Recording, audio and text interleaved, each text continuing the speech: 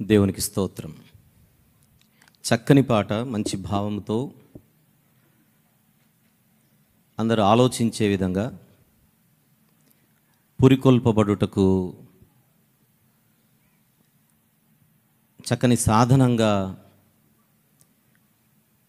ప్రయోజనకరంగా మన ముందు విడుదలైనటువంటి పాటను దేవుడు బహుగా దీవించాలని మన మనసారా కోరుకుందాం.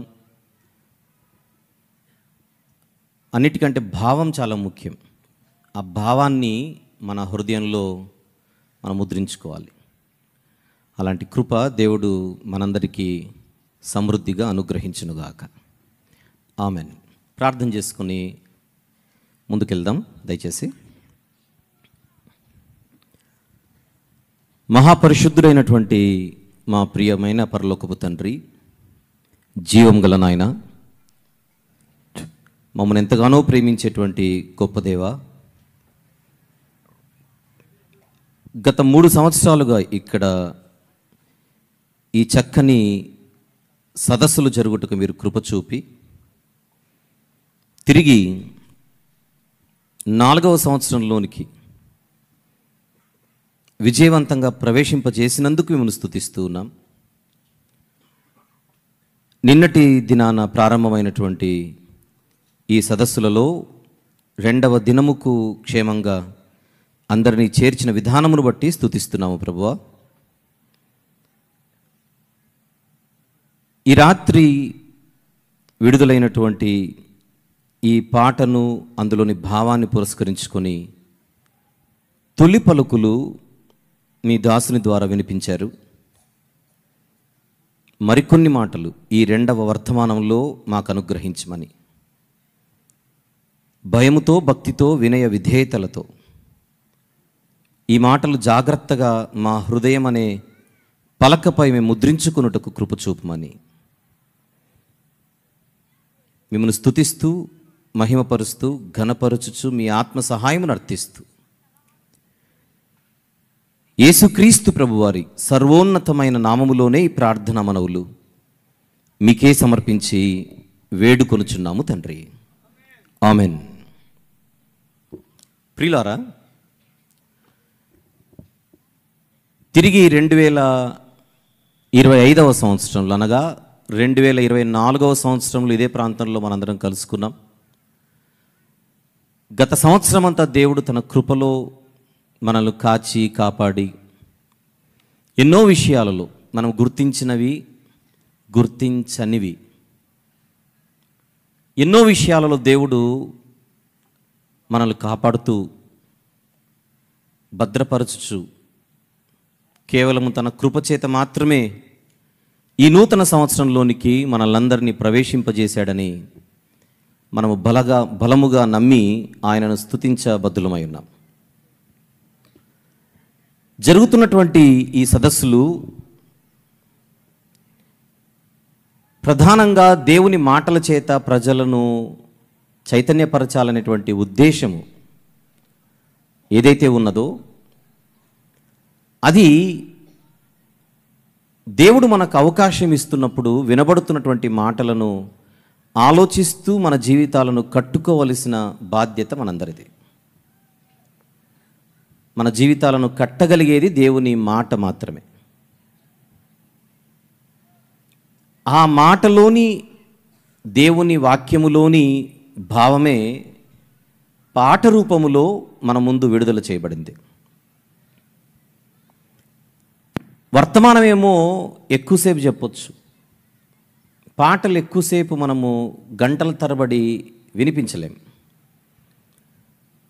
సూక్ష్మంలో మోక్షం అన్నట్టుగా కొద్ది పదాలతోనే ఒక పాఠాన్ని అందులో మనము తెలియజేయాలి. కానీ దానిని మనం ఎక్స్పాండ్ చేయగలిగితే, ఆ పాటను మనము విస్తరింపజేయగలిగితే అనేకమైనటువంటి దాగి ఉన్న లోపల సత్యాలు ఏవైతే ఉన్నావో అవన్నీ మనము జాగ్రత్తగా నేర్చుకోవచ్చు. ఈ రాత్రి విడుదల చేయబడినటువంటి ఈ కీర్తనలోని ఉద్దేశము తొలి పలుకులలో మనం వినడం జరిగింది. మరిన్ని మాటలు అక్కడ నుంచి అలా నెమ్మదిగా ప్రయాణం చేస్తూ మనం ముందుకెళ్దాం. ప్రతి క్షణాన్ని జాగ్రత్తగా వినియోగించుకుందాం. స్టార్ట్ చేద్దాం. నిర్గమకాండము ఒక్కసారి తీద్దాం. 3వ అధ్యాయం. మనము ఏ పాట అయితే విన్నామో ఆ పాటను మనసులో పెట్టుకొని జాగ్రత్తగా మనం ముందుకెళ్దాం.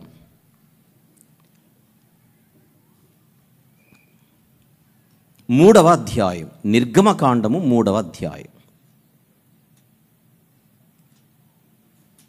సందర్భం మోషే గారితో దేవుడు మాట్లాడుట. 13వ వచనం చూద్దాం. మోషే, చిత్తగించుము, నేను ఇశ్రాయేలీయుల యొద్దకు వెళ్ళి వారిని చూచి,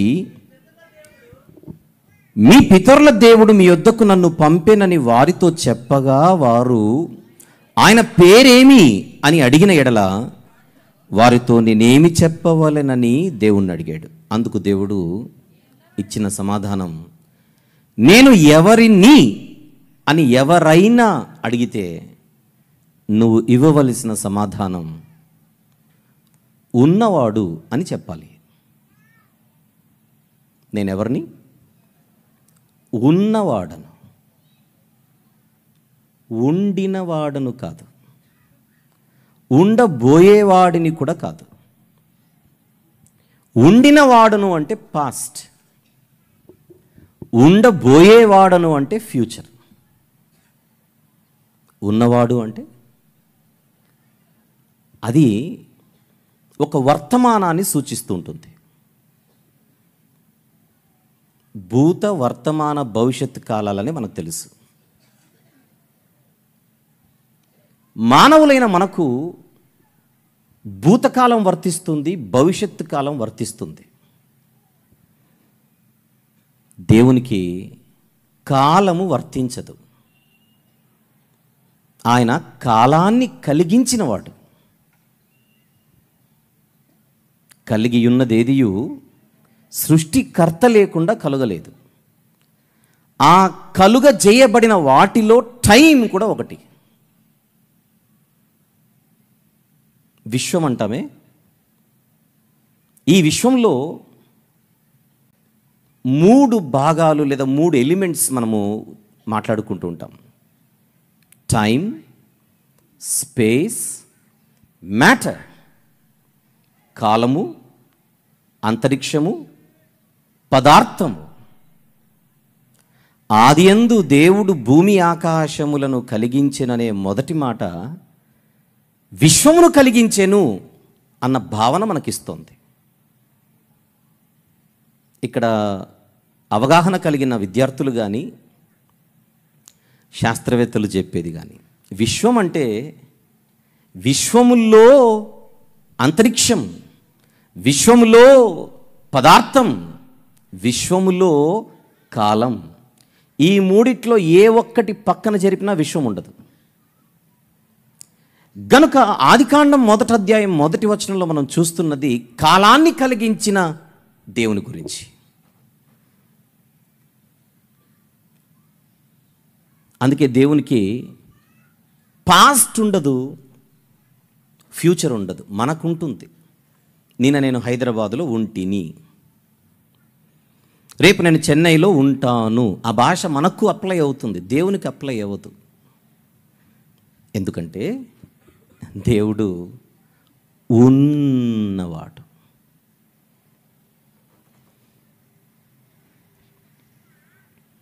మీకు అర్థం కావడానికి నేను జస్ట్ నా మొబైల్ చూపిస్తున్నాను. ఈ మొబైల్లో ఒక భాగం పాస్ట్ అనుకోండి, మధ్యలో ప్రజెంట్ అనుకోండి, ఈ ఎడం వైపు నాకు ఎడం వైపు, మీకు కుడి వైపు ఫ్యూచర్ అనుకోండి. మీరు నేను నిన్న ఉంటిమి, మీరు నేను ఈరోజు ఉన్నాము, మీరు నేను రేపు ఉంటాము. అదే దేవుని గురించి మాట్లాడితే నిన్న, నేడు, నిరంతరము, ఏకరీతిగా వినపడట్లా ఉన్నవాడు. ఆయన ఫ్యూచర్లో కూడా ఉన్నాడు, ఉంటాడు కాదు. ఇప్పుడు ఇందులో నేను చూపించిన ఎగ్జాంపుల్గా పాస్ట్ మనం చూసాం, ప్రజెంట్లో ఉన్నాం కనుక ప్రజెంట్ మనకు తెలుసు, కానీ మనం ఫ్యూచర్ని చూడలేదు. కానీ దేవుడు అన్ని కాలాలను ఏకరీతిగా అలా చూస్తుంటాడు. నేను ప్రజెంట్ అనగానే దేవుని ప్రజెంట్ స్టేట్ వేరు, దేవుని యొక్క వర్తమాన స్థితి వేరు, మనలాగా కాదు. ఎందుకు చెప్పాను? మోషే గారు నన్ను ఎవరు పంపారని ప్రజలు అడిగితే నేను ఏం చెప్పాలి అని అడిగాడు. దానికి ఆయన ఇచ్చిన సమాధానం, ఐ యామ్ అన్నవాడు పంపించాడని చెప్పు. Not I was, not I will be. ఎప్పుడూ ఉన్నవాడు నిన్ను పంపుతున్నాడు. ఇది నాణ్యానికి ఒకవైపు. ఇప్పుడు అదర్ సైడ్ చెబుతాను. ఉన్నవాడు మోషే గారిని పంపితే ఇప్పుడు మోషే ఎవరు? ఉన్నవాడు కాదు. కొద్ది కాలం ఉంటాడు, కొద్ది రోజులకు మోషే అన్న వ్యక్తి భూమి మీద ఉండడు. పంపినవాడు ఉన్నవాడు, పంపబడినవాడు. ఇక్కడ మోషే గారి విషయంలో ఆయన తాత్కాలిక సాధనం మాత్రమే. ఈ సందర్భంలో మనకు దేవుడు కనబడుచున్నాడు, నరుడు కనబడుచున్నాడు. దేవుడు ఉన్నవాడు అయితే మనిషి ఉన్నవాడు కాదని అర్థం. మనుషులు ఎప్పటికీ భూమి మీద ఉండరు. 60, 70 మోషే గారే. అధిక బలం ఉన్న ఎడల 80.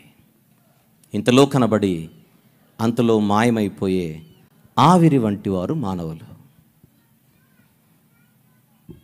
పాటలోని మొదటి లైన్ చదువుతున్నాను.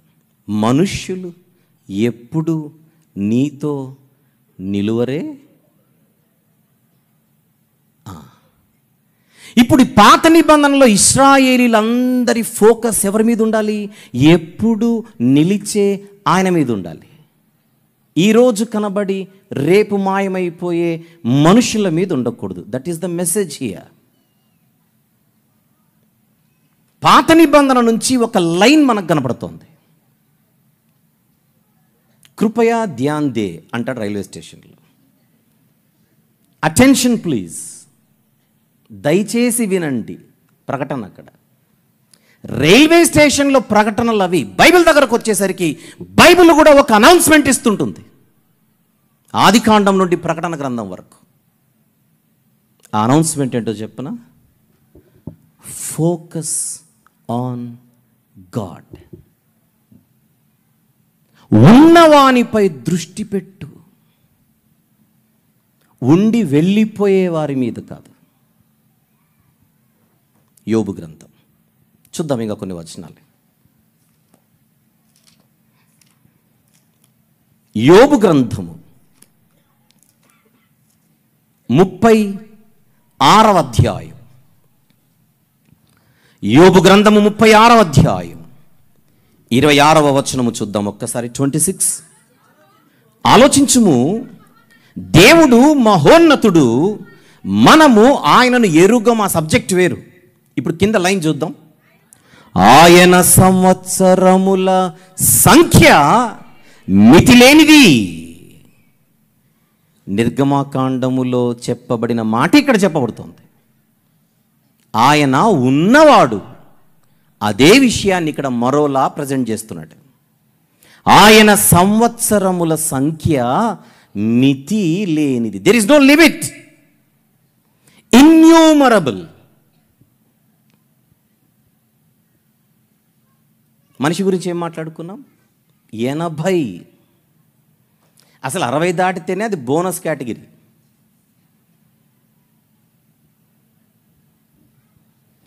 కానీ దేవుని గురించి ఆయన సంవత్సరముల సంఖ్య మితిలేనిది. Old testament. ఉన్నవాడు. ఎప్పటికీ ఉండేవాడు దేవుడైతే దేవుని గురించి మాట్లాడేటప్పుడు ఎప్పుడు కూడా దేవుడు ఎప్పుడు పుట్టింటాడు అని అడుగుతుంటారు కొంతమంది. పుట్టడం ఏంటి? దేవుడు మన స్టాండర్డ్లో, మన లెవెల్లో, మన స్టేట్ని, మన స్థితిని మనసులో పెట్టుకొని ఎప్పుడు మనం దేవుణ్ణి ఆలోచించకూడదు. పైన ఆకాశం అందైనను, క్రింద భూమి ఎందైనను, భూమి క్రింద నీళ్ళ ఎందైనను ఏ రూపమును కూడా నాతో మీరు పోల్చకూడదనంటే, ఏ విషయంలో కూడా దేవునిని ఈ సృష్టిలోని వాటితో పోల్చడానికి వీలు లేదు. కారణం, ఆయన సృష్టికి అతీతుడు.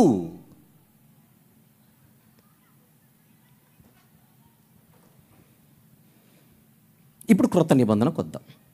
ఎక్కువ విషయాలు మాట్లాడుకోవాలి కనుక ఒక విషయం మనకు క్లారిటీ రాగానే నేను ముందుకు వెళ్ళిపోతున్నాను. యోహాను సువార్త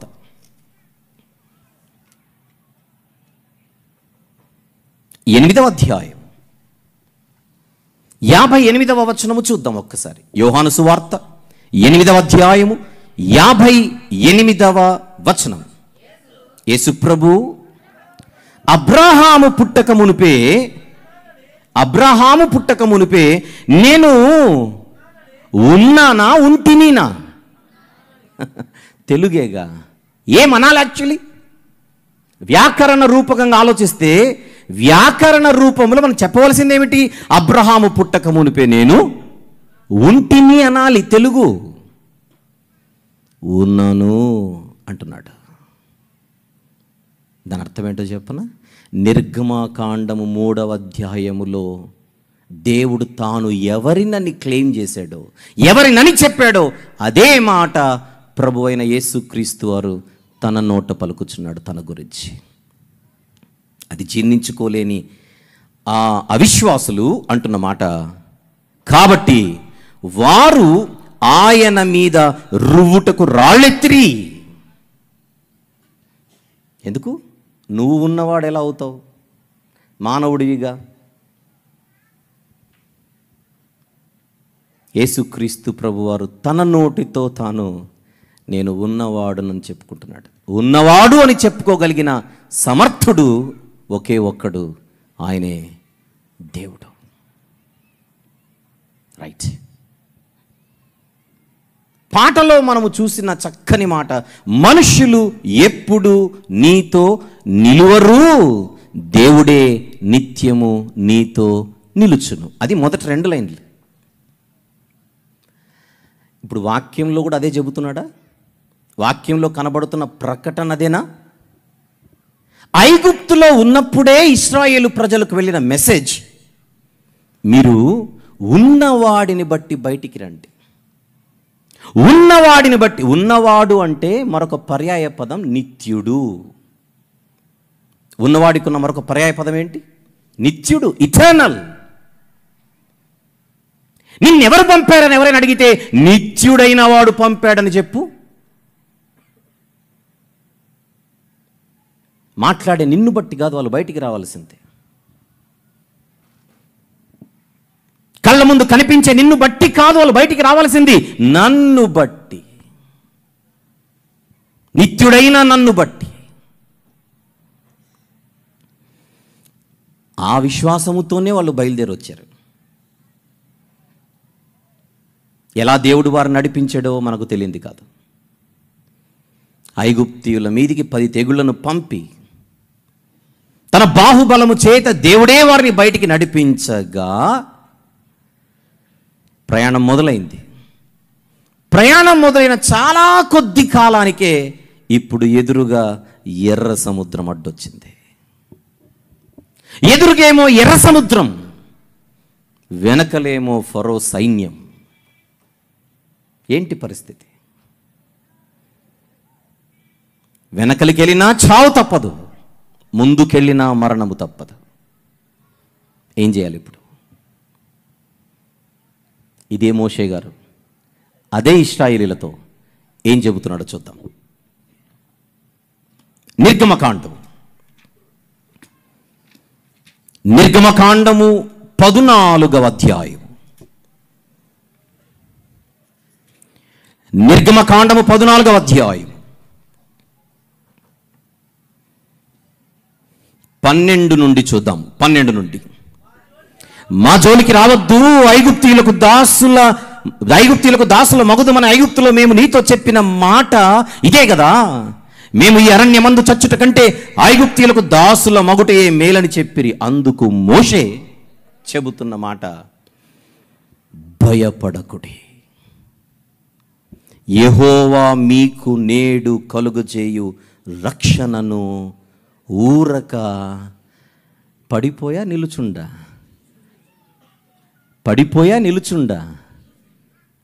నిలుచుండి చూడుడి. వెనకల తరుముతున్నటువంటి ఐగుప్తీయులను చూసి, ఫరో సైన్యాన్ని చూసి మీరు భయపడుతున్నారేమో. వారిని చూసి మీరు చేయవలసింది పడిపోవడం కాదు, నిలబడు,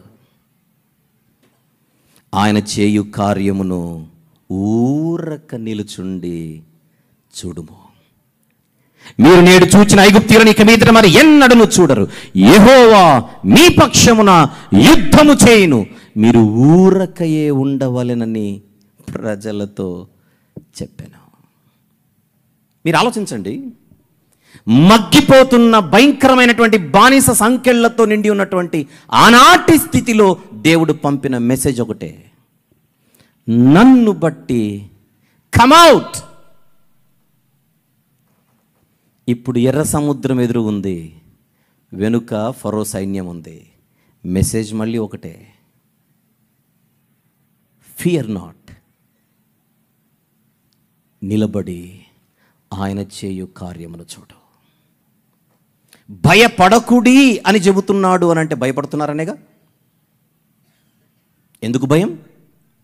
వాళ్ళ చూపు ఫరో సైన్యం మీద ఉంది, వారి చూపు ఎర్ర సముద్రం మీద ఉంది. ఈ రెండు సూర్యుని క్రింద ఉండేవి. సముద్రమైన సూర్యుని క్రిందే, సైన్యమైన సూర్యుని క్రిందే. సూర్యుని క్రింద ఉన్న వాటిని ప్రసంగి గారు ఏమన్నారు? వ్యర్థం. వ్యర్థం అంటే మనం అనుకుంటున్నాం వేస్ట్ అని. ప్రసంగి గారి ఉద్దేశం వేస్ట్ అని కాదు, తాత్కాలికమని. ప్రసంగి గ్రంథంలో వ్యర్థం వ్యర్థం వ్యర్థం అనగానే ఓహో ఇదంతా వేస్ట్ వేస్ట్ వేస్ట్ అని కాదు, ఆయన చెప్పేది అది కాదు. సూర్యుని క్రింద ఉన్నది మూల భాషలోకి వెళ్ళిపోతే, హీబ్రూలోకి వెళ్ళిపోతే ఆ మూల భాష పదం ఇచ్చే అర్థం వ్యర్థం అని కాదు, తాత్కాలికమని. సూర్యుని క్రింద ఉన్నదంతా తాత్కాలికం అంటే సూర్యుని పైనుండేదే నిత్యం. సూర్యుని క్రింద ఉన్నది దృశ్యమైనది, సూర్యుని పైనున్నది అదృశ్యమైనది. సూర్యుని పైన అంటే ఏదో నక్షత్రాన్ని చూసాం. సూర్యుని క్రింద ఉన్నది భూప్రపంచం అయితే సూర్యుని పైనున్నది పరలోకం. దృశ్యమైనవి అనిత్యములు, అదృశ్యమైనవి నిత్యములు. నీ కళ్ళ ముందు కనిపించే సముద్రం తాత్కాలికమైనది, వెనకలున్న సైన్యము తాత్కాలికమైనది. తాత్కాలికమైన ప్రమాదం అంటారా, సవాళ్ళు అంటారా, పేరు ఏదైనా పెట్టండి, సమస్య అంటారా, శ్రమ అంటారా. ఎర్ర సముద్రం ఇప్పుడు శ్రమ, సమస్య, సవాలు. వెనకల సైన్యం ఒక సవాలు, ఎదురుగా ఒక సవాలు, వెనుక ఒక సవాలు.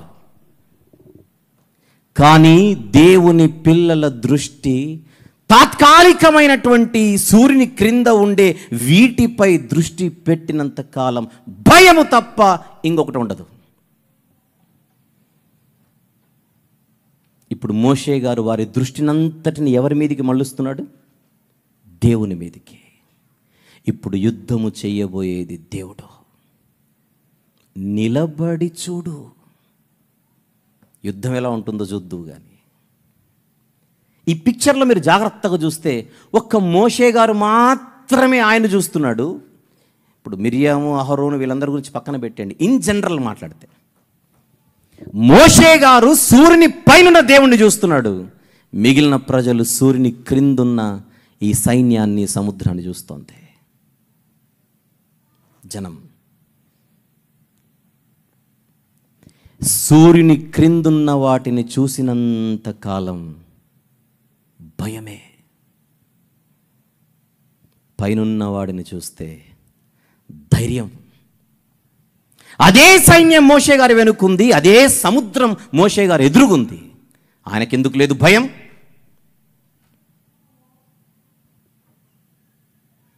దృష్టి, ఆలోచన.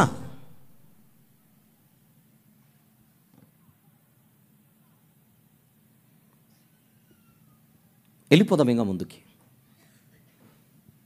ఏం జరిగిందో తెలుసు. చేయెత్తమన్నాడు మోషే గారిని, సముద్రం చీలిపోయింది.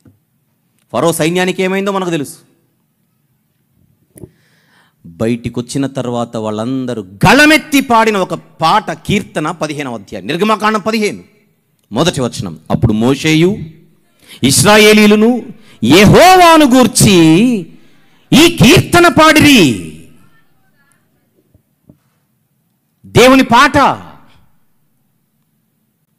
యెహోవాను గూర్చి గానము చేసెదను. రెండవ వచనం, యెహోవాయే నా బలము, యెహోవాయే నా గానము, ఆయన నాకు రక్షణ.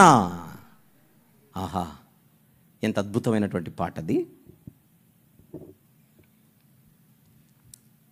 నిర్గమకాండం 15వ అధ్యాయంలో కనబడుతున్న ఈ పాటలోని సారాంశం ఏమిటి? భయపడవలసిన అవసరం లేదు. ఆయన వైపు చూస్తూ, ఆయన మీద ఆధారపడి, కండిషన్స్ అప్లై. ఆయన వైపు చూస్తూ, కెమెరా స్ట్రైట్కి పెడతారా? ఆయన వైపు చూస్తూ, ఆయన వైపు చూస్తూ ఆయనపై దృష్టి కేంద్రీకరిస్తే no fear. He is the secret of our energy అని పాట పాడుతున్నారు. చరిత్రలో కీర్తనలు, ఆ కీర్తనల వెనుకున్నటువంటి నేపథ్యం మీరు జాగ్రత్తగా గమనిస్తే, ఈ కీర్తనకు ముందు ఒక సవాలు ఎదురైంది. ఆ సవాలును చూసి భయపడ్డారు. భయపడుచున్న ప్రజలకు దైవదాసుడైన మోషే గారు చెప్పిన మాట, నిలబడి ఊరకుండి చూడుడే. ఈరోజు విడుదలైన ఇప్పుడు ఈ పాట దగ్గరకు వద్దాం. ఈరోజు విడుదలైన ఈ పాట దగ్గర నుంచి, ఇందులో సవాలు అని మధ్యలో కొన్ని మాటలు వస్తాయి. నేను చదువుతానది. నిలబడు నిలబడు పాట కాదు, మాట గురించి మాట్లాడుతున్నా. మధ్యలో మాటలు వస్తాయిగా తమ్ముడివి. నిలబడు నిలబడు, శ్రమ వచ్చినా బాధ వచ్చినా, శత్రువు విలయ తాండవం చేసినా, పిడుగులు వచ్చి మీ మీద పడినా, సముద్రము పొంగిపోయి నిన్ను చంపేస్తానని ఉరకలేసి మీదకొచ్చిన మోషే గారు అన్నారు, చెప్పండి, నిలబడు. ఎందుకు? సముద్రపు ఉప్పొంగును అణిచేసేవాడు మోషే గారు అన్నమాట మన దగ్గర ఉన్నాడు. ఇదేనా మెసేజ్? ఇదే అనుకుంటా మెసేజ్, పాటలోని మెసేజ్. శ్రమలను అణిచేసేవాడు మన దగ్గర ఉన్నాడు. నీ నడుము బిగించు, నీ ఆలోచనలను కట్టు, నీ జీవితాన్ని నిలబెట్టు. ఏదొచ్చినా, ఆకాశం విరిగి మీద పడినా దాని తాట తీసేవాడు దేవుడు. ఆయనే మన వెనుక ఉన్నాడు. మరి ఏం చేయాలి మనం? నిలబడు నిలబడు. ఏంటి, సముద్రాన్ని కూడా అణిచివేయగలడా? అసలు చేసినోడే ఆయన అయితే అణిచేయడం ఏమిటి? యోబు గ్రంథం కొంచెం వేగంగా వెళ్దాం. 38వ అధ్యాయం, యోబు గ్రంథము 38వ అధ్యాయం 8వ వచనము నుండి 11వ వచనం వరకు చూద్దాం. సముద్రము దాని గర్భము నుండి పొర్లి రాగా తలుపుల చేత దానిని మూసిన వాడెవడు? నేను మేఘమును దానికి వస్త్రముగాను, గాఢాంధకారమును దానికి పొత్తిగుడ్డగాను వేసినప్పుడు నీ ఉంటివా? దానికి సరిహద్దు నియమించి దానికి అడ్డ గడియలను తలుపులను పెట్టించినప్పుడు నీవు ఇంతవరకే గాని మరి దగ్గరకు రాకూడదని ఇక్కడనే నీ తరంగముల పొంగు అణుపబడునని నేను చెప్పినప్పుడు నీవుంటివా? సముద్రము it is in my control. నన్ను చూడు, నన్ను చూడు.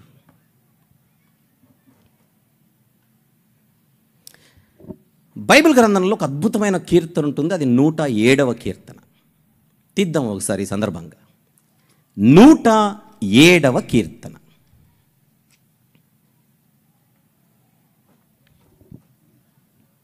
తీసారా?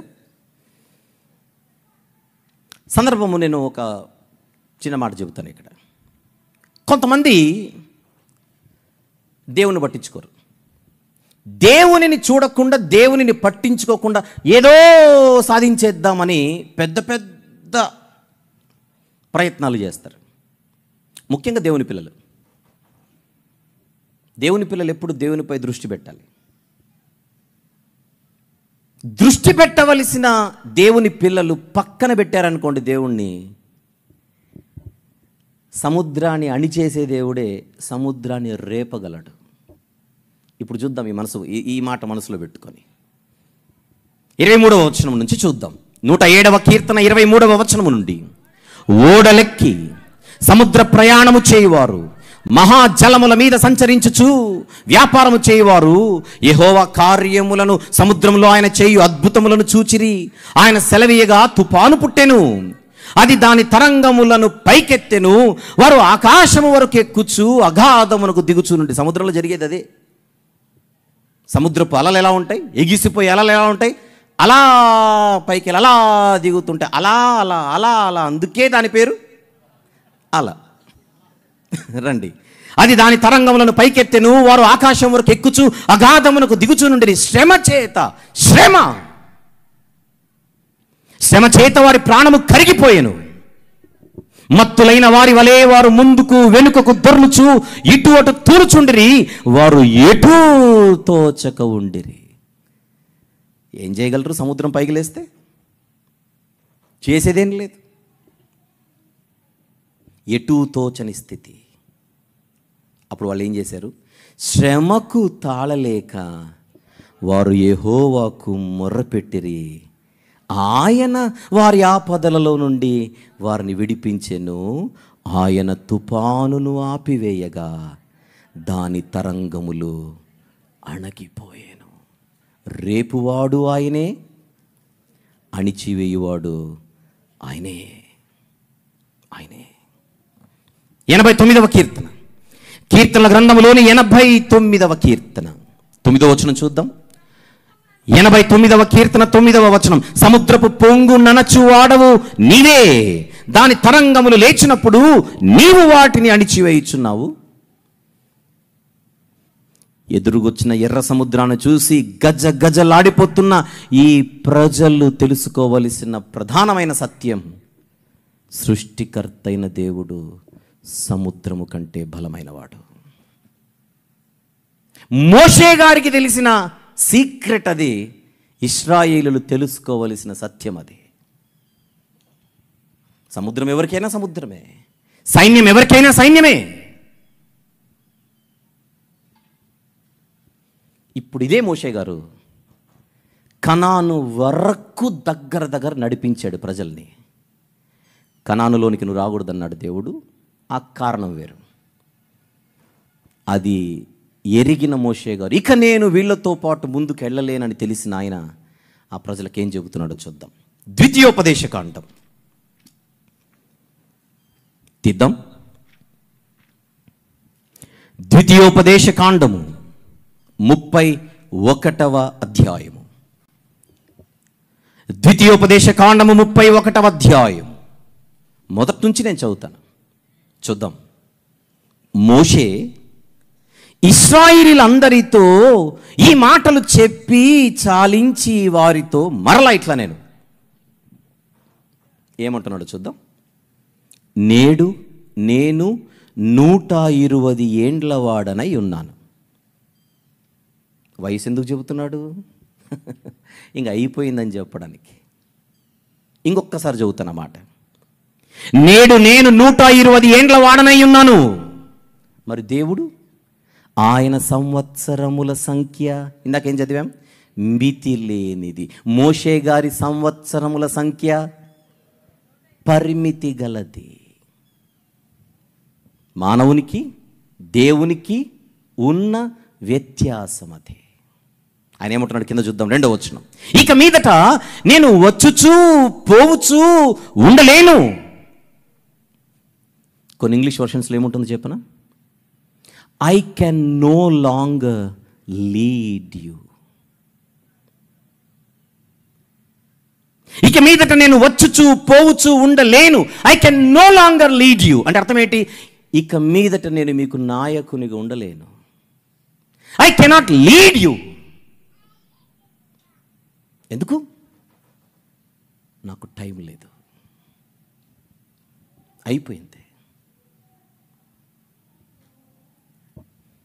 కొంతమందికి టైంతో పాటు ఎనర్జీ కూడా ఉండదు.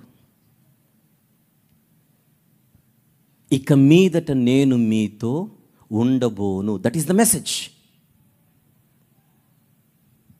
అదేనా? ఇక మీదట నేను మీతో వచ్చుచూ పోవుచూ ఉండలేను. పాట ఏంటబ్బా? మనుషులు ఎప్పుడు నీతో ఉండరు.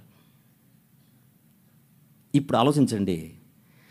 మోషే అనే ఆయన ఒకప్పుడు అరణ్యములోని సంఘాన్ని నడిపించిన నాయకుడు. ఆ నాయకుడు అంటున్నాడు, ఇక్కడితో నా జర్నీ అయిపోయింది, ఇక నేను ఉండను. ఈ మాట ప్రతి నాయకునికి, ప్రతి నాయకుడు కాదు, ప్రతి ఆగి నాయకుడు, ఎవ్రీ లీడర్, ప్రతి నాయకునికి వర్తించేది. ఈరోజు ఇక్కడ ఎవరైనా సంఘ కాపరులు ఉంటే, సంఘ సేవకులు ఉంటే, మీకు, నాకు, మనందరికీ ఈ మాట అప్లై అవుతుంది. జీవితంలో ఒక పాయింట్ వస్తుంది, ఆ పాయింట్ దగ్గర మన చాప్టర్, మన జర్నీ ఆగిపోతుంది. ఆగాలి. ఆయనకు 120, అందులో హాఫ్ మంది 60 లేదా 70, దయ ఉంటే 70 కాదు 80, అంతకుమించి ఏముండదు. ప్రతి నాయకుడు ఏం గుర్తుపెట్టుకోవాలి? నేను పర్మనెంట్ కాదు. ఇప్పుడు చెప్పండి, ఇది నాయకులకేనా ప్రజలకు కూడా నా మెసేజ్? ఇంతకు ఆయన ఎవరు చెప్తున్నాడు మెసేజ్? అది ప్రజలకు. మోషే మోషే మోషే మోషే మోషే మోషే నన్ను చూస్తున్నారేమో, నేను అయిపోయింది. ఈరోజు కూడా ప్రజలన్నవారు నాయకులను కొంతవరకే చూడాలి, దేవుళ్ళలా చూడకూడదు. అది దైవ వ్యతిరేక ఆరాధన అవుతుంది.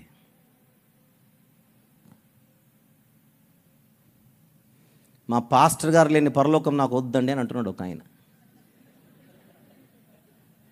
మా పాస్టర్ గారు లేని పరలోకం నాకు వద్దు. గుడి కట్టుకున్నాడు లోపల పాస్టర్ గారికి. ప్రజలకు, నాయకులందరికీ ఒక భీకరమైన మెసేజ్ అది. ఆయన ఏమంటున్నాడో చూద్దాం.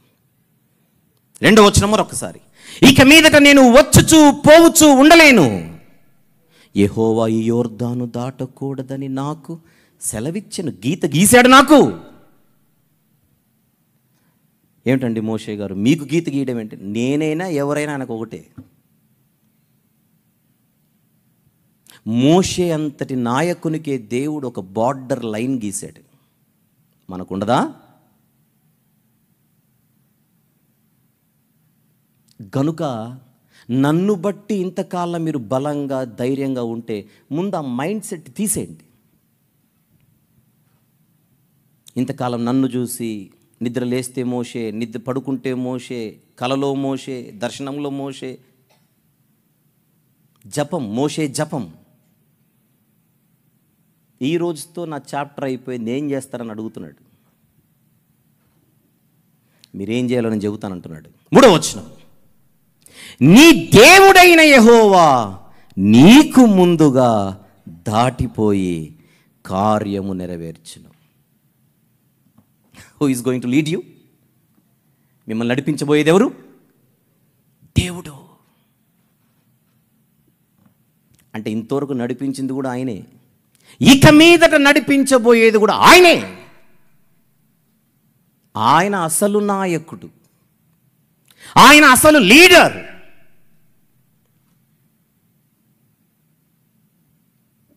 ఫోకస్ ఎక్కడుంది? ప్రజల ఫోకస్ ఎక్కడుంది? 6వ వచనం, భయపడకుడి. అదే మెసేజే. Fear not. వారిని చూచి దిగులు పడకుడి. ఎందుకు? నీతో కూడా వచ్చువాడు నీ దేవుడైన యెహోవాయే. మరి మీరు సార్, నేను రానైపోయింది.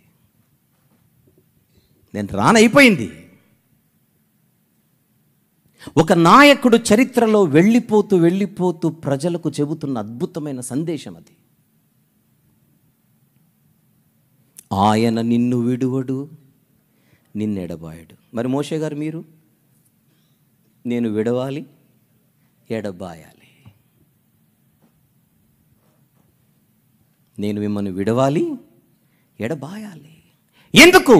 నాకు పరిమితులున్నాయి.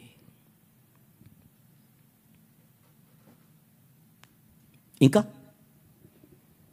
భయపడకుడి, వారిని చూచి దిగులు పడకుడి, నీతో కూడా వచ్చువాడు నీ దేవుడైన యెహోవాయే, ఆయన నిన్ను విడువడు, నిన్నెడబాయడు. ఇది ప్రజలకు మెసేజ్. ఇప్పుడు వారసునికి చెబుతున్నాడు యెహోషువ గారికి. మరియు మోషే యెహోషువను పిలిచి, నీవు నిబ్బరము కలిగి ధైర్యముగా ఉండుము. యెహోవా ఈ ప్రజలకిచ్చుటకు వారి పితరులతో ప్రమాణము చేసిన దేశమునకు నీవు వీరితో కూడా పోయి దానిని వారికి స్వాధీనపరచవలెను. నీ ముందర నడుచువాడు మళ్ళీ యెహోవా, ఆయన నీకు తోడై ఉండును, ఆయన నిన్ను విడువడు, నిన్ను ఎడబాయడు. భయపడకుము, విస్మయమొందకు అని ఇశ్రాయేలీయులందరి ఎదుట అతనితో చెప్పాను. ప్రజలకు ఒకే మెసేజే, నాయకునికి ఒకే మెసేజే. ప్రజలకైనా యెహోషువ నీకైనా ఒక్కడే ఆధారం. ఆయన ఉన్నవాడైన వాడై ఉన్నాడు, నిత్యుడు. నీ సొంత శక్తి చేత నువ్వు నడిపించలేవు జాషువా. ఏదో యెహోషువ తన శక్తి చేత నడిపిస్తాడని మీరు కూడా అనుకోకండి.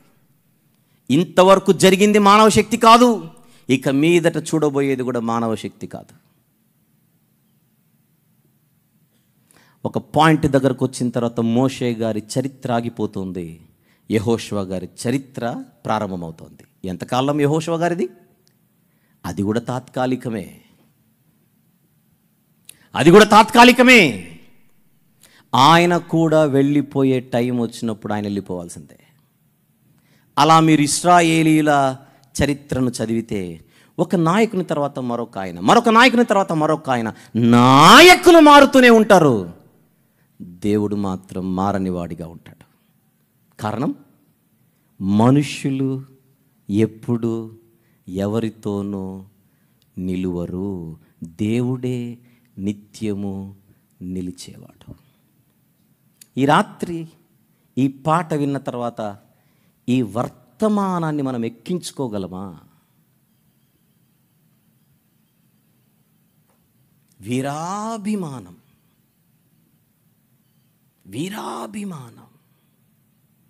ఏం సాధిస్తామని.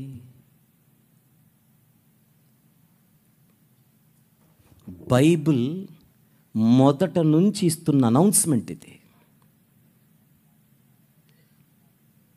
ఆయన వైపు చూడు, ఆయన వైపు చూడు, ఆయన వైపు చూడు, ఆయన వైపు చూడు. గాఢాంధకారములో నేను సంచరించినను ఏ అపాయమునకు నేను భయపడనంటున్నాడు. 4వ వచనంలో 23వ కీర్తనలో దావీదు భక్తుడు. ఎందుకు సార్ మీరు భయపడరు? అడుగుదాం ఆయన్ని. 23వ కీర్తన 4వ వచనం, గాఢాంధకారపు లోయలో నేను సంచరించినను ఏ అపాయమునకు భయపడను. ఎందుకంటే యెహోవా నా కాపరి గనుక. ఆయన నా కాపరి. నీవు నాకు తోడయందువు, నీ దుడ్డు కర్రయు నీ దండమును నన్ను ఆదరించును. శత్రువులు నా ఎదురుగుంటే వారెదురుగా నాకు భోజనాన్ని సిద్ధపరిచే దేవుడవు నీవు. వీళ్ళందరూ కూడా చరిత్రలో నిలబడినవారు. కారణం, దేవునిని కాపరిగా చేసుకొని బతికినవారు, దేవుని వైపు చూస్తూ బతికినవారు. అందుకే దేవుని వైపు చూడని వారికి గొల్యాతు పర్వతంలా కనపడ్డాడు. దేవుని వైపు చూసిన ఈయనకు గొల్యాతు చిట్టి ఎలుకలా కనపడ్డాడు. యుద్ధము యెహోవాదే.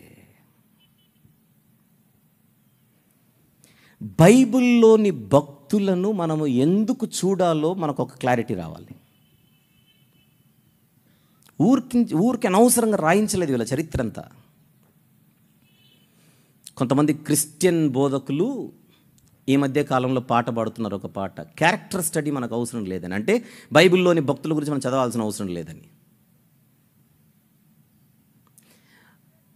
వాక్యాన్ని వ్రాయించిన పరిశుద్ధాత్మునికే సలహాలు ఇచ్చేంత పెద్దోళ్ళం మనం.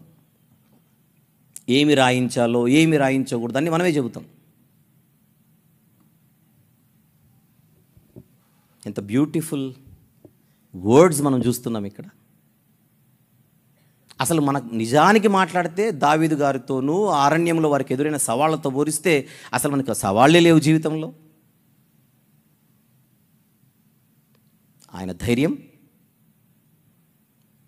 గాడ్. నేను భయపడతానన్నాడా? భయపడను అన్నాడా? భయపడను, భయపడను. అలా బైబిల్ అంతా చదువుతుంటే ఆయనే నా ఆశ్రయదుర్గము ఎన్ని కనపడుతుంటాయి. ఆశ్రయదుర్గం అని తెలుగులో అంటాం, కానీ ఇంగ్లీష్కి వచ్చేసరికి హీఈస్ ద రాక్, బలమైన వాడు. ఇది ఓల్డ్ టెస్టిమెంట్. ఇప్పుడు నెమ్మదిగా కొంచెం ముందుకు వెళ్దాం. ఎక్కడికి? క్రొత్త నిబంధనలోనికి. క్రొత్త నిబంధనలోనికి ఎంటర్ అవ్వడానికి ఒక చిన్న టికెట్ తీసుకుందాం జకర్యా గ్రంథంలో. ఓకే, క్రొత్త నిబంధన గేట్ తెరిచి లోపలికి వెళ్ళడానికి ఒక చిన్న పాస్ తీసుకుందాం. జకర్యా గ్రంథం. ఎవ్వరు వాచ్లు చూడకండి, ఎందుకంటే ఈరోజు సంపూర్ణ రాత్రి సందేశం అని ఒక స్పెషల్ మెసేజ్ ఇది. నేను మైక్ ఇచ్చేటప్పుడు అడిగా, ఎంతసేపు చెప్పాలంటే మీ ఇష్టం అన్నాడు. అయితే నీకు కష్టం అన్నాను. జకర్యా గ్రంథము 2వ అధ్యాయం 10-11 వచనములు. 10-11 వచనములు. సియోను నివాసులారా, నేను వచ్చి మీ మధ్య నివాసము చేతును, సంతోషముగా ఉండి పాటలు పాడుడి. ఇదే యెహోవా వాక్కు. మాట్లాడుతున్న ఆయన ఎవరు? పేరుందిగా చెప్పండి. యెహోవా అంటే దేవుడు. ఏం చెబుతున్నాడు మెసేజ్? అది సియోను నివాసులారా అంటే మానవులారా, మనుషులారా, నేను వచ్చి మీ మధ్య నివాసము చేతును. నేను వస్తాను అనే మెసేజ్ ఏదైతే ఉందో, నేను వస్తాను, అసలు నేను ఈ మాట ఒకసారి జాగ్రత్తగా ఆలోచించండి. I will come, I'm coming. ఇక్కడ చాలామంది తండ్రులు ఉన్నారు, తల్లులు ఉన్నారు. మీ ఇంట్లో చిన్న పిల్లలు, చంటి పిల్లలు ఉంటే వాళ్ళని విడిచిపెట్టి మీరు వచ్చింటే, వాళ్ళని వదిలేసి మీరు వచ్చింటే ఇక్కడికి, వాళ్ళకి ఒకసారి ఫోన్ చేయండి ఈరోజు రాత్రి. వాళ్ళు అడిగే ఫస్ట్ మాట ఏంటో చెప్పనా? చెప్పండి. ఎప్పుడు వస్తావు మమ్మీ? మొన్ననే కదా వచ్చింది. ఎప్పుడు వస్తావు డాడీ? అడిగారా పిల్లలు? ఈరోజు కానీ నేను అడిగిన వాళ్ళు చేయొద్దండి, మా పిల్లలు అడిగారు అన్న వాళ్ళు చేయొద్దండి. ఇప్పుడు చేయండి, మళ్ళీ అడుగుతారు. నేను 4 రోజుల తర్వాత వస్తానండి, ఒప్పుకోరు. రేపేరా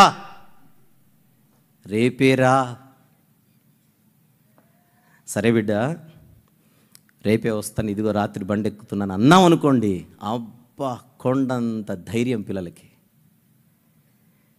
ఊరికెళ్ళిన నాన్న నేను వస్తున్నాను అనే మాట పిల్లలలో ధైర్యాన్ని నింపుతోంది. బయటికి వెళ్ళిన మమ్మీ నేను వస్తున్నాను 10 నిమిషాలు అనే మాట పిల్లలలో ధైర్యాన్ని నింపుతుంది. నేను వస్తున్నానని దేవుడు చెప్పిన మాట మానవులలో ధైర్యాన్ని నింపొద్దు. ఎంట్రీ పాస్, ఇది జకర్యా గ్రంథం. క్రొత్త నిబంధనలోనికి ప్రవేశించడానికి గేట్ బయట మనం తీసుకుంటున్న టికెట్ ఇది. ఆ టికెట్ పైన వ్రాసాడు ఐఎమ్ కమింగ్. ఏముంది కదా, ఇంకా తర్వాత ఇంకేమొద్దు నాకు. నన్ను అడిగితే పక్కన ఏమున్నాయి నాకు అవసరం లేదు, నువ్వు రావడమే నాకు చాలు. ఎందుకంటే నువ్వు వస్తే నాకేం దొరుకుతుందో నాకు తెలుసు, నీవు నాతో ఉంటే ఎలా ఉంటుందో నాకు తెలుసు.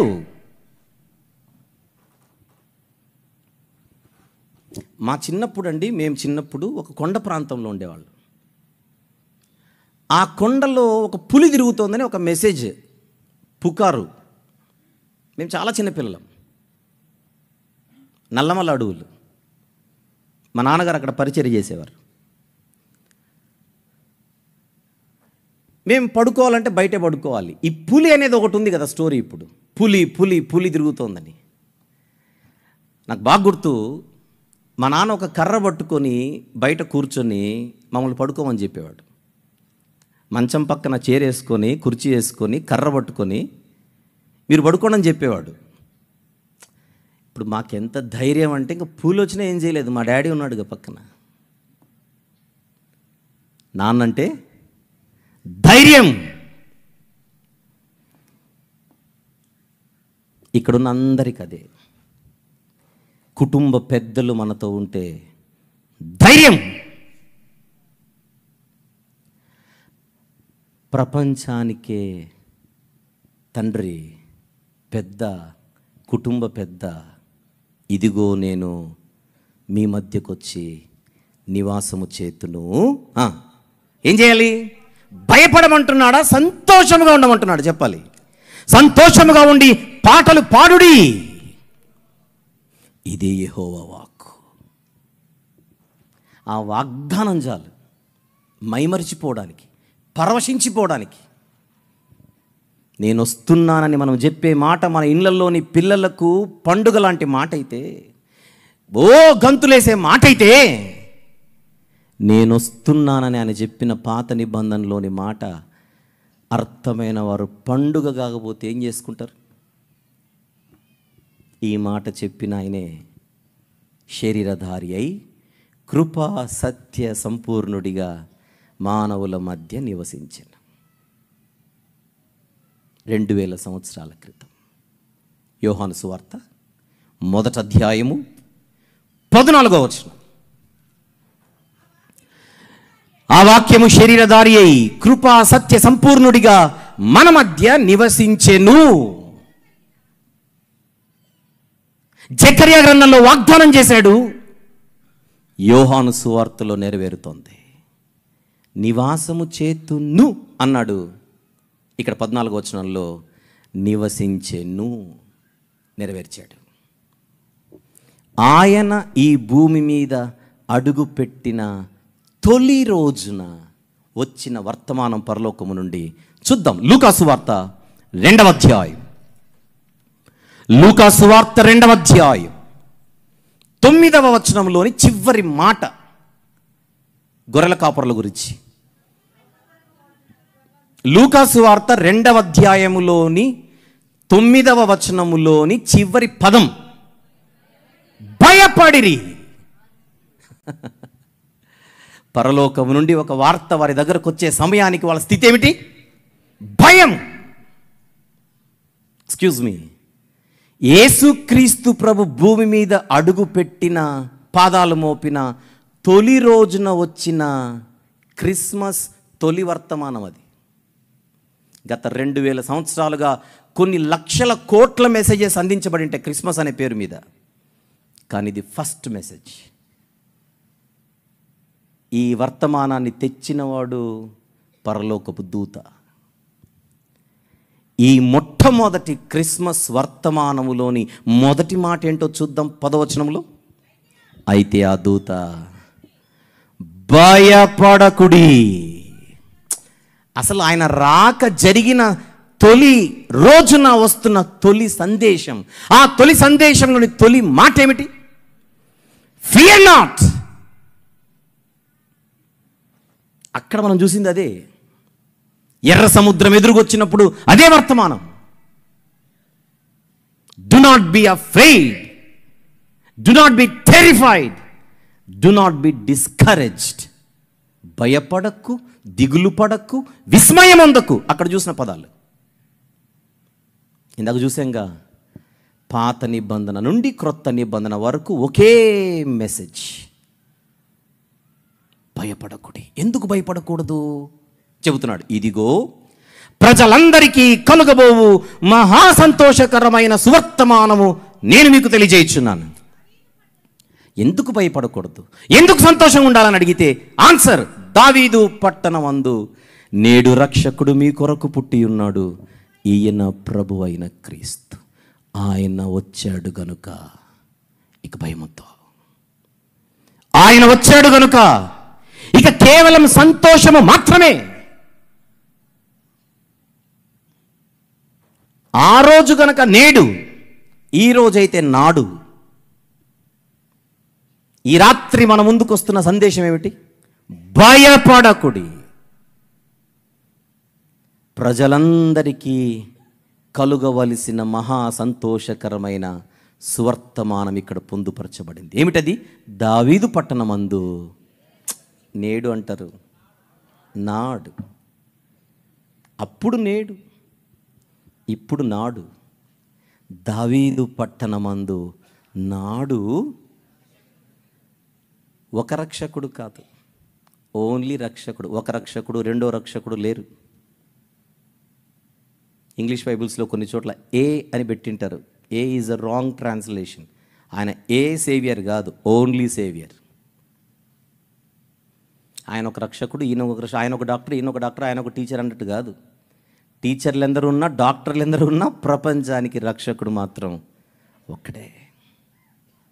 దావీదు పట్టణమందు నాడు రక్షకుడు నా కొరకు, అక్కడ మీ కొరకు అని రాశాడు. నేను చదివేటప్పుడు ఏం చదువుకోవాలి? నా కొరకు పుట్టి ఉన్నాడు, ఆయన పేరు ప్రభు అయిన క్రీస్తు. ఆనందించుడి.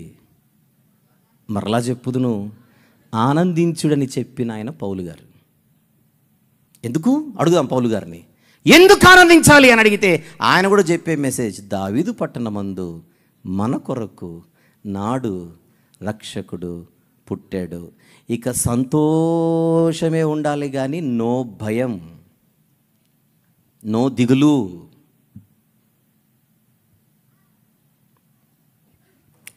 దేవుని పిల్లలు ఎప్పుడు సంతోషంగా ఉండాలి. కొంతమందికి ఆ సంతోషం అనేది తలుపు తడుతున్నది ఎవరు? ఎప్పుడు ఏడుపే, ఎప్పుడు దిగులే, ఎప్పుడు నిరుత్సాహమే.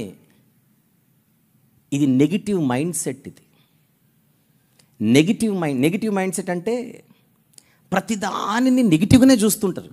ప్రపంచంలో వీళ్ళందరికంటే ప్రమాదం. శత్రులతోనైనా హ్యాపీగా ఒక 3 రోజులు గడపొచ్చేమో, కానీ వారు గొడవలు లేకుండా 3 రోజులు గడుపుదాం రాని డీల్ కుదుర్చుకొని. ఈ నెగిటివ్ మైండ్ సెట్ ఉన్నోళ్ళు మన చుట్టూ ఉన్నారనుకోండి, ఏ పని చేయలే, ఊపిరాడదు. సంతోషమే సగం బలం అంటాడు సామెత. బైబిల్లో ఏముంది? మంచి వార్త, మంచి సమాచారము ఎముకలకు పుష్టి. ఎంకరేజింగ్ వర్డ్స్ ఉండవు, డిస్కరేజ్మెంట్, ఆల్వేస్ డిస్కరేజ్మెంట్. మన ఇళ్ళల్లో కూడా అదే కోరుకునేది జనరల్గా.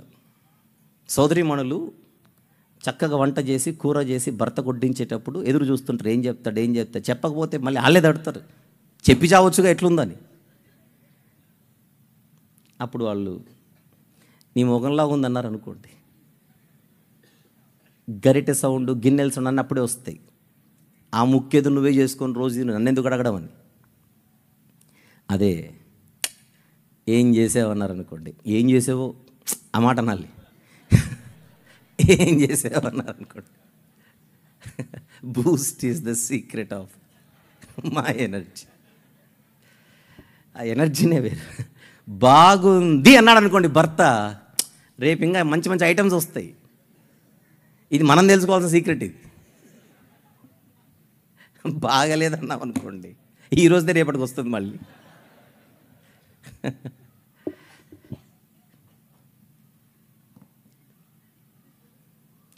మూడు రకాల మనస్తత్వాలు ఉంటాయి. ఒకటి, నాకు చేత కాదు, నీకు చేత కాదు, నేను చేసిన తప్పే, నువ్వు చేసిన తప్పే, అసలు ఎవడు చేసిన తప్పే, మాకేం చేతగాని వాళ్ళం. ఈ చేతగాని తనాన్ని ప్రతి మాటలు చూపిస్తుంటారు. ఇంగ్లీష్లో ఒక సామెత ఉంటుంది, the unable are unable because they think they are unable. అసమర్థులు ఎందుకు అసమర్థులు అంటే వాళ్ళు ఎప్పుడు అసమర్థులు అనుకుంటారు కనుక. అది దానికి ఆపోజిట్ ఏమిటి? The able are able because they always think they are able. సమర్థులు ఎప్పుడు సమర్థులే, ఎందుకంటే వాళ్ళు ఎప్పుడు మేము సమర్థులు అనుకుంటారు కనుక. ఇది పాజిటివ్ మైండ్ సెట్. రెండు చెప్పాను, మూడు మొత్తం రెండు చెప్పాను. ఒకటి నెగిటివ్ మైండ్ సెట్, ఇంకొకటి పాజిటివ్ మైండ్ సెట్. అయితే నెగిటివ్ మైండ్ సెట్ కంటే పాజిటివ్ మైండ్ సెట్ ఎప్పుడు మంచిదే. కానీ పాజిటివ్ మైండ్ సెట్ ఉన్నంత మాత్రం అన్నీ చేయలేం. ఎక్స్క్యూజ్ మీ, ఎర్ర సముద్రం అడ్డొచ్చింది, మనం దీన్ని చీల్చగలం అని మోషే గారు అన్నంత మాత్రం దాన్ని చీలిపోదు. ఇక్కడ పాజిటివ్ మైండ్ సెట్ సరిపోదు. అగ్నిగుండం ఎదురుగుంది, శద్రక్ మేషక్ అబేద్నెగోలు, ఈ అగ్నిని మనం జయించగలం అనుకుంటే సరిపోదు. సింహాల నోరు మూయించగలం అని దానియేలు గారు అనుకుంటే సరిపోదు. పాజిటివ్ మైండ్ సెట్ని మానసిక బలం అంటాం. ఈ మానసిక బలం కొద్ది వరకు మాత్రమే పనిచేస్తుంది. కానీ సముద్రం చీలాలన్నా, సింహాల నోరు మూయాలన్నా, గొల్యాతును పడగొట్టాలన్నా, ఫరో సైన్యాన్ని మట్టి కరిపించాలన్నా, ఆయుధము లేకుండా మిథ్యానీయులపై విజయం సాధించాలన్నా మానసిక బలం సరిపోదు. తర్వాత ఒకటి ఉంది, దాని పేరే దైవ బలం, దేవుని శక్తి. ఆయన సముద్ర బలమును అణచగల శక్తిమంతుడు. యేసుక్రీస్తు ప్రభు అడుగు పెట్టగానే వచ్చిన మెసేజ్, భయపడకు. ఈ మెసేజే కదా మన వైపు వస్తుంది. ఈరోజు పాటలోని ముఖ్య ఉద్దేశం నిలబడు అంటే అర్థం ఏంటి? నిలబడు అంటే అర్థం ఏంటి? భయపడకు అని. భయపడినోడు నెత్తిన తెల్లగుడ్డేసుకొని పడుకుంటాడు, ధైర్యవంతుడు లేచి నిలబడతాడు. సముద్రం మీద నడుచుకుంటూ వస్తున్న యేసుక్రీస్తు ప్రభును చూసి భయపడ్డారు, ఏదో భూతమని. నేనే అన్నాడు. అన్న తర్వాత ఆయన చెప్పిన మాట ఏంటో చూద్దాం. మత్తయి సువార్త 14వ అధ్యాయం. మత్తయి సువార్త 14. విషయం తెలుసు కనుక డైరెక్ట్ 27వ వచనానికి వెళ్దాం. వెంటనే యేసు, ధైర్యము తెచ్చుకొనుడి, నేనే. మెసేజ్ ఏమిటి? నేనే. తర్వాత భయపడకుడని వారితో చెప్పినప్పుడు పేతురు గారు, ప్రభువా నీవే అయితే నీళ్ళ మీద నడిచి నీ యొద్దకు వచ్చుటకు నాకు సెలవిమ్మని ఆయనతో నేను. ఆయన రమ్మనగానే పేతురు దోణి దిగి యేసునొద్దకు వెళ్ళుటకు నీళ్ళ మీద నడిచాను. ఆయనను చూస్తున్నంత వరకు నడిచాడు, కానీ ఆయనను చూడడం మానేశాడు. గాలిని చూశాడు. చూచి అని ఉందా లేదా చెప్పండి? గాలిని చూచి. గాలిని చూడగానే భయం, మునిగిపోయాడు. మునిగిపోతున్నప్పుడు ప్రభువా నన్ను రక్షించని కేకలేస్తున్నాడు. అప్పుడు ఆయనను చూసి, అల్పవిశ్వాసి ఎందుకు సందేహపడితివి? నన్ను చూస్తున్నావుగా, ఎందుకు డైవర్ట్ అయ్యావు? నన్ను చూస్తున్నావుగా, ఎందుకు షిఫ్ట్ అయ్యావు? ఇది మెసేజ్ కదా. ఆయనను చూస్తున్న పేతురు గారిలో ధైర్యం, ఆయన్ను చూడడం మానేసిన రెండో క్షణానికి భయం.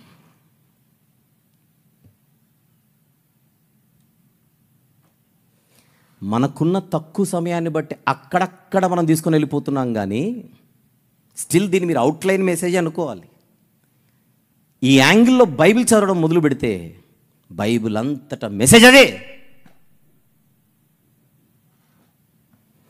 ప్రపంచాన్ని ముంచే ప్రళయం రాబోతున్నది, నోవా ఓడగట్టు, నేను నిలబెడతాను. వచ్చింది ప్రళయం, ప్రపంచాన్ని ముంచింది. ఇప్పుడు విషయం చెప్పనా, ప్రపంచాన్ని ముంచింది ప్రళయం, ఆ ప్రళయంపై నడిచింది ఓడ. కారణం, అది దేవుడు చూపించిన ఓడ, దేవుడు కట్టమన్న ఓడ. నోవహు గారు దేవుణ్ణి చూస్తూ ఓడ కట్టాడు. అందుకే ప్రళయం ఓడిపోయింది, ప్రళయం చిన్నపోయింది. పర్వతాలను ముంచింది ప్రళయం, పర్వతాలపై నిలిచింది ఓడ. అది దేవుని ఓడ. దేవుని వైపు చూస్తే వచ్చే విజయాలు ఎలాగుంటాయో ఒక్కసారి నోవహు గారి ఫ్యామిలీని చూడండి. కట్ చేస్తే మరొక ఆయన గొప్ప భక్తుడే, కానీ ఒక్క సందర్భంలో ఎందుకో, ఇప్పుడు నేను చెప్పను, అవసరం లేదు, ఆయన కూడా ఒకరోజు సముద్రం దగ్గరికి వెళ్ళాడు, ఓడను చూశాడు, ఓడెక్కాడు. ఎవరో యోనా గారు. యోనా గారిని అనే అంత స్థాయి మనది కాదు, ఎందుకంటే అది 40 సంవత్సరాల సుదీర్ఘ సేవా జీవితం. ఆ 40 సంవత్సరాల సుదీర్ఘ సేవా జీవితంలో జరిగిన ఒక్క ఇన్సిడెంట్ అది కూడా తన ప్రజల మీద ఉన్న ప్రేమతో. తర్షీషుకి ఎందుకు వెళ్ళాడు అనుకుంటున్నారు యోనా గారు? నీనేవే అంటే అష్షూరీయుల రాజధాని. అతి త్వరలో యోనా గారు ప్రవక్త కనుక ఆయనకు తెలుసు, ఆ అష్షూరీయుల వలననే ఇశ్రాయేలీయులకు భయంకరమైన ప్రమాదం ఉంది. ఎలాగూ దేవుడు డిసైడ్ అయిపోయాడు, నేనేమైనా లేపేస్తానని. లేపేస్తే మేము సేఫ్ కదా, నా ప్రజలు సేఫ్ కదా.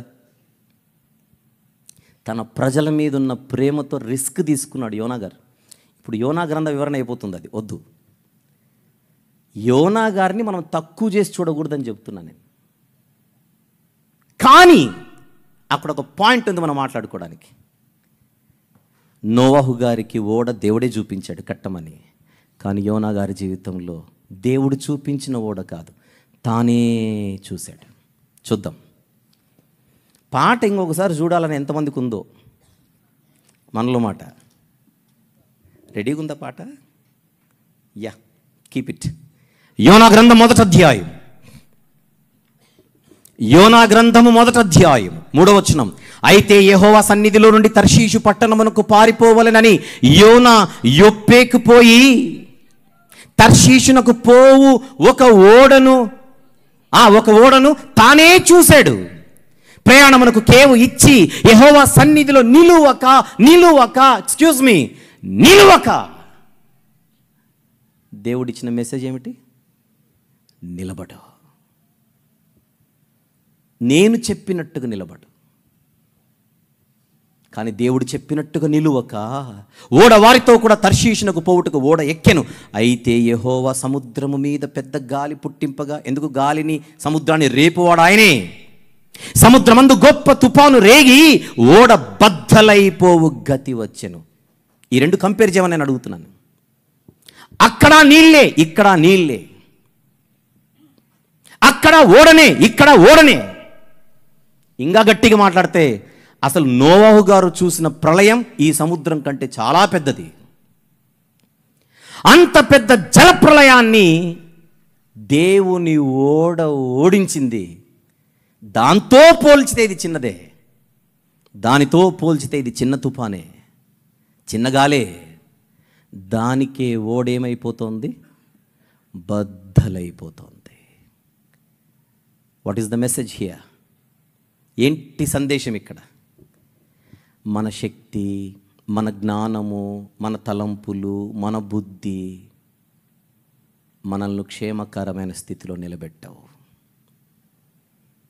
ఎక్కిన ఓడవాయే యోనా గారికి. సముద్రం పైన పడిన తర్వాత ఈత కొడుతున్నట్టు అది కాదు, లోపలికి వెళ్ళిపోయాడు. బాటమ్ ఎక్కడికి సెటిల్ అయిపోయాడు చివరికి? ఎక్కడో తిమింగలపు కడుపులో. ఎంత అసలు ఆ నెట్వర్క్ ఎవరికి అందది. ఆయన ఎక్కడున్నాడో గూగుల్ తల్లికి కూడా తెలియదు, అంత లోపలికి వెళ్ళిపోయాడు. ప్రియ సోదరుడా, సోదరి, ఈ మాటలు ఈ రాత్రి వినబడుచుండగా ఒకవేళ మనము జీవితంలో స్వబుద్ధిని, సొంత జ్ఞానమును, సొంత ఆలోచనను, సొంత శక్తిని ఆధారం చేసుకొని ఏదో సాధించేద్దామని ముందుకెళితే ఇది అయ్యే పని కాదు, బద్దలైపోయేది. దేవుడు నడిపించాలి. నడిపించే నాయకుడు ఆయనే అయితే సముద్రాలన్నీ పక్కకు జరుగుతాయి, సవాళ్ళన్నీ చేతులు కట్టుకొని కూర్చుంటాయి.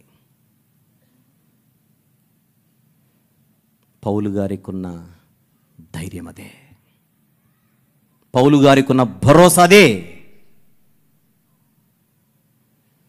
దేవుడైన పక్షమైన విరోధెవడు?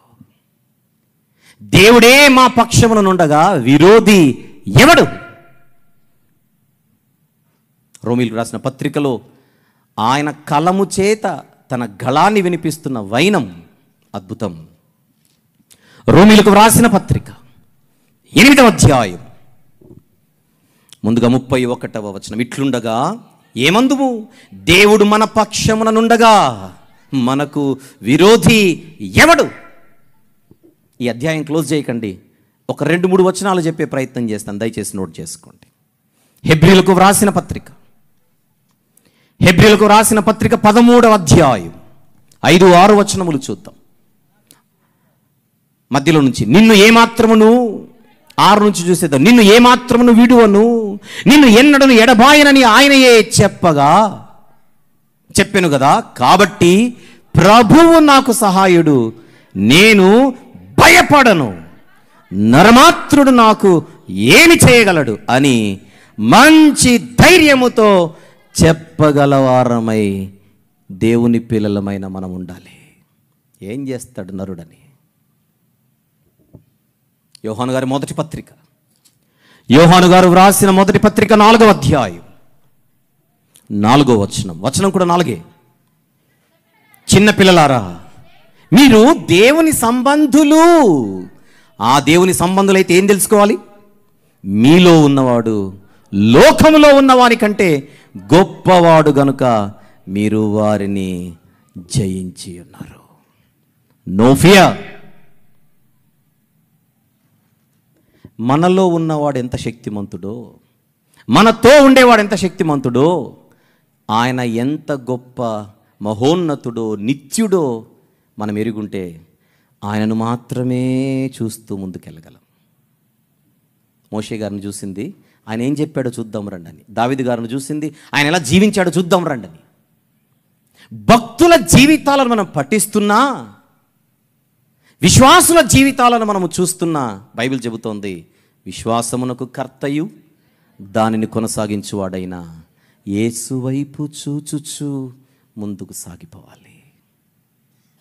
ఆదికాండము నుండి ప్రకటన గ్రంథం వరకు సేమ్ మెసేజ్. క్షణమాత్రముండు చులకని వంటి శ్రమలు అంటున్నాడు. వచ్చేద్దాం చివరిగా రోమీయులకు రాసిన పత్రిక 8వ అధ్యాయం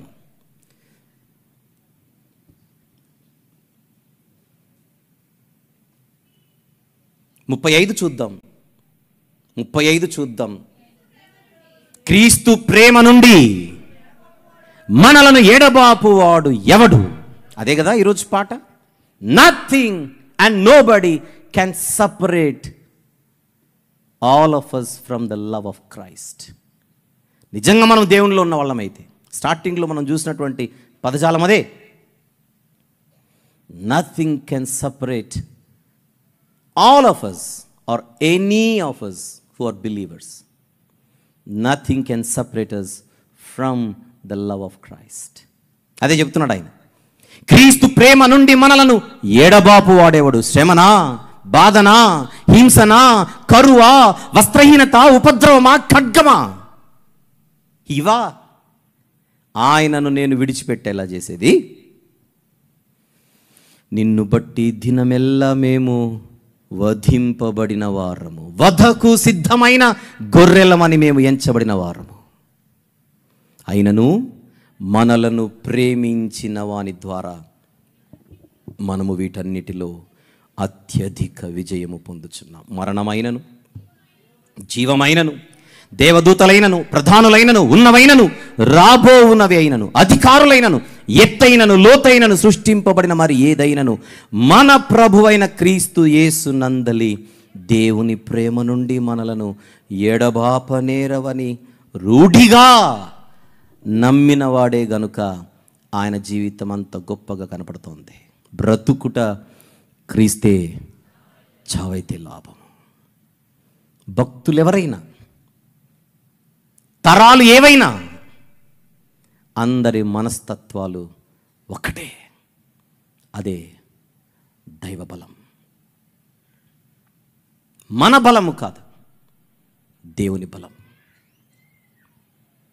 అపవాదిని, వాడి తంత్రములను మనం ఎదిరించి ఓడించాలంటే చిట్ట చివరిగా బైబిల్ ఇస్తున్న క్లూ ఏంటో అందరూ తీద్దాం. ఈ వచనం బాగా తెలిసినదే, అయినా తీద్దాం. ఎఫెసీయులకు వ్రాసిన పత్రిక 6వ అధ్యాయం. ఎఫెసీయులకు వ్రాసిన పత్రిక 6వ అధ్యాయం 10 నుంచి చూద్దాం. తుదకు ప్రభువు యొక్క మహాశక్తిని బట్టి ఆయన యందు బలవంతులై ఉండుడి, మీరు అపవాది తంత్రములను ఎదిరించుటకు శక్తిమంతులగునట్లు దేవుడిచ్చు సర్వాంగ కవచమును ధరించుకోవాలి తప్ప మనము తయారు చేసుకొని వేసుకోకూడదు. దేవుడిచ్చినది ధరించాలి. 13వ వచనం, అందుచేత మీరు ఆపద్దినమందు వారిని ఎదిరించుటకు సమస్తము నెరవేర్చిన వారై, నెక్స్ట్ మాట అందరూ చూద్దాం. సమస్తము నెరవేర్చిన వారై, నెక్స్ట్ మాట, నిలువబడుటకు శక్తిమంతులగునట్లు దేవుడిచ్చు సర్వాంగ కవచమును ధరించుకొనుడి. ఫుట్ నోట్లో దేవుని సర్వాంగ కవచం. 13వ వచనం అందరు కలిసి చదువుదాం. అందుచేత మీరు ఆపద్దినమందు, శత్రువులు, వారు అంటే అపవాది సంబంధులు, అపవాది తంత్రములను మనపై సంధించేవారు, వారిని ఎదిరించుటకు కమాన్ సమస్తము నెరవేర్చిన వారై, దేనికి ప్లీజ్, నిలువబడుటకు మనకు శక్తి కావాలి. పాట పేరు లే నిలబడు అనగానే లేచి నిలబడకూడదు. కవచం ఉందో లేదో చూసుకోవాలి. లేచి నిలబడాలంటే శక్తి కావాలి. ఉందా బైబిల్లో? లేచి నిలబడాలంటే ఏం కావాలి? శక్తి కావాలి. ఆ శక్తి కావాలంటే ఒకే మార్గం, దేవుడిచ్చు సర్వాంగ కవచమును ధరించుకోవాలి. ఆ సర్వాంగ కవచములు ఏముంటాయి? సత్యము, సిద్ధ మనస్సు, విశ్వాసము, రక్షణ, వాక్యము, ప్రార్థన. ప్రార్థన లేదు, నిలబడతాను, కుదరదు, పడిపోతావు. సర్వాంగ కవచములు ఏమున్నాయి చూడండి అక్కడ. సత్యము 14వ వచనం నుంచి డైరెక్ట్ వెళ్ళిపోతావు. ఇంకా ఎలాగనగా నుంచి చదివితే తమ్ముడు మైక్ ఆపే అంటాడు. సత్యము, తర్వాత సిద్ధ మనస్సు, తర్వాత విశ్వాసము, తర్వాత రక్షణ, తర్వాత వాక్యము, తర్వాత ప్రార్థన. ఈ వాక్యం వింటుండగా ఈ రాత్రి రక్షణ లేని వారు ఎవరైనా ఉంటే, రక్షణ ఎలా వస్తుంది? ఏ భేదమును లేదు. అందరూ పాపము చేసి దేవుడు అనుగ్రహించి మహిమను పొందలేకపోతున్నారు. పాపము వలన వచ్చు జీతము మరణము. పాపులను రక్షించుటకే క్రీస్తు యేసు ప్రభు లోకానికి వచ్చాడు. యేసు రక్తము మాత్రమే ప్రతి పాపము నుండి మనలను పవిత్రులుగా చేయను కదా. ఏదో సెమినార్ ఎలా ఉంటుందో చూద్దామని వచ్చి వెళ్ళిపోతే కుదరదు. ఎవరైనా ఈ రాత్రి ఇంకా యేసు క్రీస్తు ప్రభును రక్షకునిగా స్వీకరించక, ఆయన శిలువలో కార్చిన రక్తంలో మీ జీవితాన్ని కడుగుకొనుటకు సూచనగా శిలువ దగ్గరకు వచ్చి పాపపు ఒప్పుకోలు ప్రార్థన చేసి అతిక్రమములను దాచిపెట్టక వాటిని ఒప్పుకొని విడిచిపెట్టడానికి సిద్ధపడి మారు మనసు పొంది పాపక్షమాపణ కొరకు ఆయన రక్తంపై ఆధారపడి వచ్చి బాప్తిస్మం తీసుకోగలిగితే వారు మాత్రమే రక్షణ మార్గంలోనికి వస్తారు. అలాంటి ఒప్పుకోలు ప్రార్థన ఎవరైనా మీరు ఇంకా చేయకపోయి ఉంటే, ప్రభుని ఇంకా జీవితంలోనికి ఆహ్వానించకపోయి ఉంటే రక్షణ అనే శిరస్త్రాణం లేదు. సర్వాంగ కవచములో, దేవుడిచ్చే సర్వాంగ కవచములో రక్షణ ఒకటి. శిలువ దగ్గరికి రాకుండా నేను నిలబడతానంటే వెంటనే పడిపోవడమే, అవకాశం లేదు. శక్తి.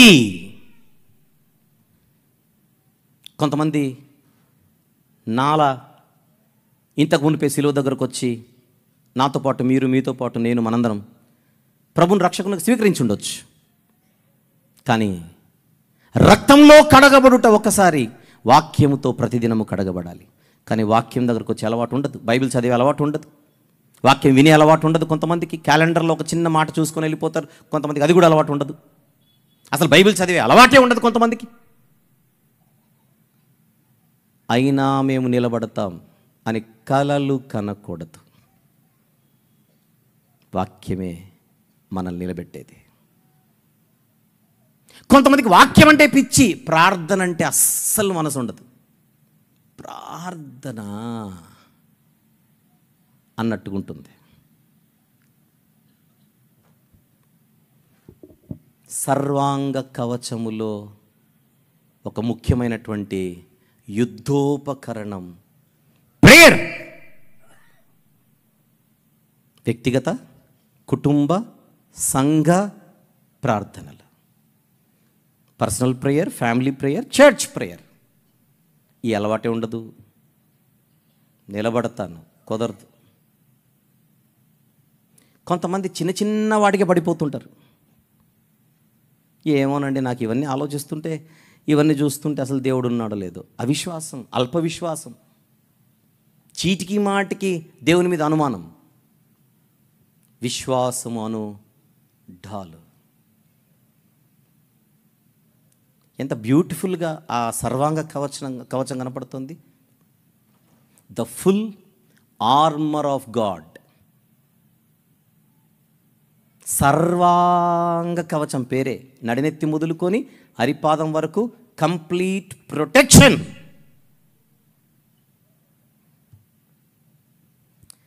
ఎవరు చెప్పినా అన్నీ మామూలే కదంటే అందరు అదే చెబుతారు. అందరు అదేం చెప్పరు. సత్యము అను దట్టి, ద బెల్ట్ ఆఫ్ ట్రూత్. మనం సర్టిఫికెట్లు ఇవ్వకూడదు. బైబిల్లో ప్రారంభము నుంచి ఏదేను వనము నుండి సత్యవాక్యం అసత్యవాక్యం అనే 2 వాక్యాలు ఉన్నాయి. పండు తినకూడదు, సత్యం. తినొచ్చు, అసత్యం. చెప్దామా ఇక్కడ నుంచి? ఎవరు చెప్పినా పండు గురించే కదండి. అందామా? దేవుని సబ్జెక్ట్లో పండు ఉంది, సాధారణ సబ్జెక్ట్లో పండు ఉంది. ఇద్దరిది ఒకటి అందామా? పండు అనే పేరు ఉంటే సరిపోద్దా? తర్వాత ఏముందో చూడొద్దు. ఎంత అద్భుతంగా బైబిల్ మనకు ఒక చక్కని ఎక్విప్మెంట్ ఇచ్చింది.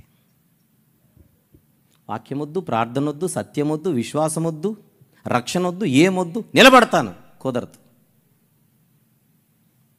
ట్రై చేయి, కుదరదు. బైబిల్ అంటుంది, నువ్వు లేచి నిలబడాలంటే శక్తి కావాలి. ఆ శక్తి నేనే ఇస్తాను. దాని పేరు నా సర్వాంగ కవచం అంటున్నాడు దేవుడు. ఈ రాత్రి మీరు సిద్ధమైతే ఇప్పుడు నేను చెప్పిన ఈ సర్వాంగ కవచంలో మనలో ఎక్కడ లోపాలు ఉన్నాయో చూసుకోవాలి. రక్షణే లేదా? అడుగులు ముందుకేయాలి. ప్రార్థన లేదా? స్టార్ట్ చేయాలి. వాక్యంపై మనసు లేదా? ఇక ప్రారంభించాలి. అన్నీ ఒకటే అంటున్నావా? నో. అపోస్తలుల బోధ మాత్రమే సత్యవాక్యం. అక్కడికి రావాలి. సహవాసం, రొట్టె విరుచుట యందు, ప్రార్థన యందు. ఇది క్రమం, ఇది పద్ధతి.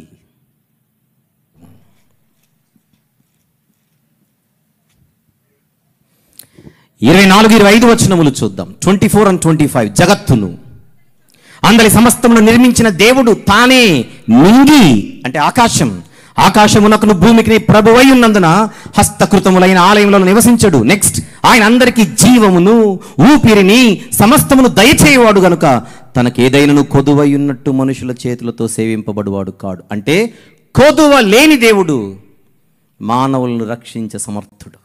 మన మీద ఆధారపడేవాడు కాదు దేవుడు, ఆయన మీదే మనం ఆధారపడాలి. 28వ వచనం కింద 28, మనము ఆయన యందు బ్రతుకుచున్నాము, చలించుచున్నాము, ఊనికి.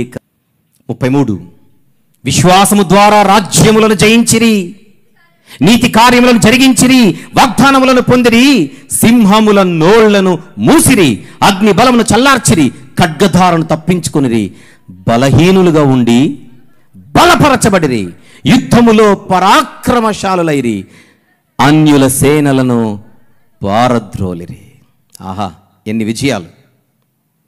స్త్రీలు మృతులైన తమ వారిని పునరుత్థానము వలన మరల పొందిరి, కొందరైతే మరి శ్రేష్టమైన పునరుత్థానం పొందగోరి విడుదల పొందనొలక యాతన పెట్టబడిరి, మరికొందరు తిరస్కారములను కొరడా దెబ్బలను మరి బంధకములను ఖైదును అనుభవించిరి, రాళ్లతో కొట్టబడిరి, రంపములతో కోయబడిరి, శోధింపబడిరి, ఖడ్గముతో చంపబడిరి, గొర్రె చర్మములను మేక చర్మములను వేసుకుని దరిద్రులై ఉండి శ్రమపడి హింస పొందుచు అడవులలోను కొండలలోను గుహలలోను సొరంగములలోను తిరుగులాడుచు సంచరించిరి.